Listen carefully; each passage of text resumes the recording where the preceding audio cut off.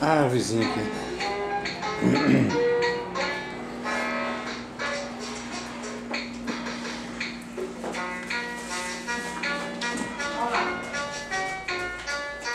Esses dois que o senhor pintou aqui, né? Lindo. Você gostou? Olha lá, ela tá segurando assim. Eu sei, aquele ali eu vou levar pra esse pé. Aquele Aquele ali- das moças no canavial. Eu gostei muito. Ah, aqui ela tá fazendo também. O braço dela ficou meio desproporcional, ela ficou um graveto. Mas é que a sua Olha, qual? qual? Irmãozinho. Não, Elas são altas e magras. Ela chama de irmãozinho agora. Mas Fazer só um vestido. comparado com a cabeça, o braço tá um graveto. Ela pede. Não tá um graveto, não. Quer falar que é um irmão. Você deviam Não, procurar mas esse é um como o menino. resto? É. Não, só o braço ficou bom.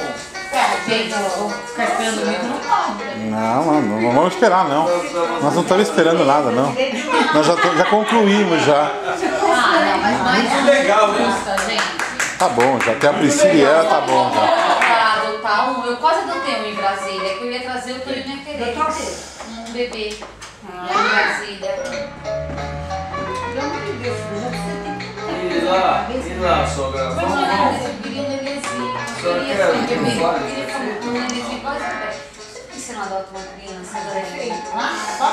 Cadê a sombra da árvore? Mexe com quem tá quieto. Quase. Ele, bebezinho, então, olha só, Leonardo, Brasília.